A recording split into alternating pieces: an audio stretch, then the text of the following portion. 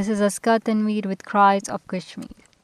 Kashmir, a valley known as the heaven on earth, has been turned into a living hell for its people and has been at the heart of a protracted conflict since 1947, when the British India was partitioned into India and Pakistan.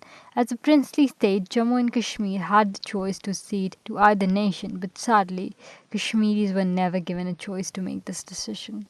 The issue of racial and religious discrimination against Kashmiris, who are predominantly Muslims, have remained a major concern, particularly in light of India's effort to impose Hindu supremacy in the region. For more than 7 decades, Kashmiris have endured human rights violations, oppression, and systematic marginalization, with the plight worsening under India's Hindutva driven policies.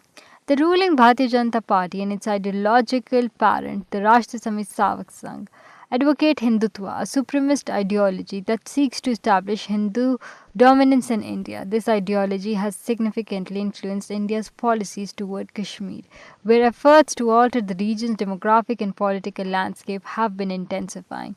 The systematic attempt to erase Kashmiri identity, suppress dissent, and enforce Hindu nationalist narratives have become more aggressive in the recent years.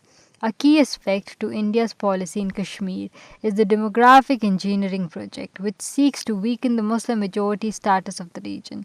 The introduction of the domicile laws following the revocation of Article 370 and 35A has allowed non Kashmiris, particularly Hindus from the Indian state, to settle in the region, directly threatening its ethnic and religious composition. The move is widely seen as an extension of India's broader agenda of altering Kashmir's demographic identity to suppress its historical claim for self determination.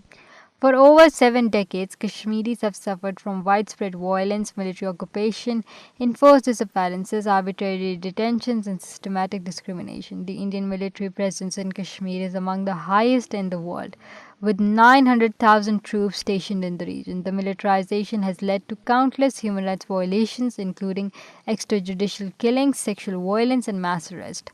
Moreover, Kashmiris have lived under draconian laws such as Armed Forces Special Power Act, which grants the military sweeping powers including immunity from persecution for action taken in the region. Reports from international human rights organizations have documented mass graves, instances of torture, and the use of pellet guns against protesters, which have blinded thousands of young Kashmiris.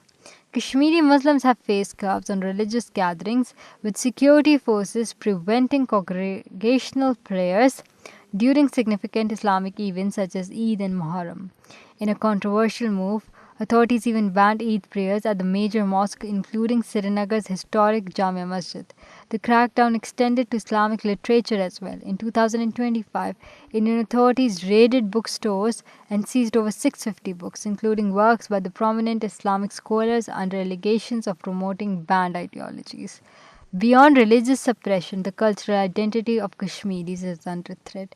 The promotion of Hindi and Sanskrit over Kashmiri and Urdu has been seen as an attack on local linguistic heritage. Likewise, censorship of Kashmiri Muslim poetry and art has intensified, with many artists facing restrictions and threats for producing work critical of the government policies. These policies, widely perceived as cultural erasure, continue to fuel Kashmiri resistance and call for self-determination.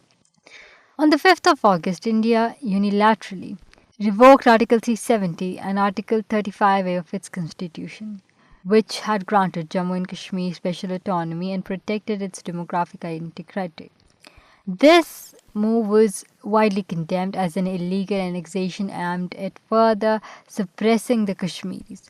Following the abrogation, the Indian government imposed a strict lockdown, shutting down communications, detaining political leaders, and using excessive force to quell any resistance. Following the revocation of Article 370 and 35A in 2019, India initiated measures that have systematically altered the demographic and cultural fabric of Muslim majority regions. Critics argue that these actions are part of a broader agenda to dilute Muslim identity and enforce Hindu nationalist control. One of the most alarming aspects of this policy shift has been the reorganization of Jammu and Kashmir into two union territories, which significantly weakened local governance and political representation of Kashmiri Muslims. Additionally, the government has taken over the control of the religious institutions, including Waqf properties, which manage Islamic shrines and mosques.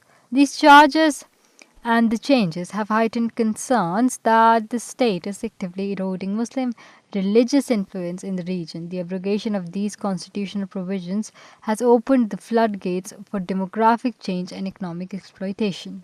Despite numerous reports from organizations such as United Nations, Amnesty International, and Human Rights Watch, the international community has largely remained inactive regarding the plight of Kashmiris. The abrogation of Article 370 was met with international criticism, but concrete actions against India's human rights violations have been largely absent. The failure of global powers to hold India accountable has emboldened the Indian government to continue its oppressive policies in Kashmir without fear of repercussions.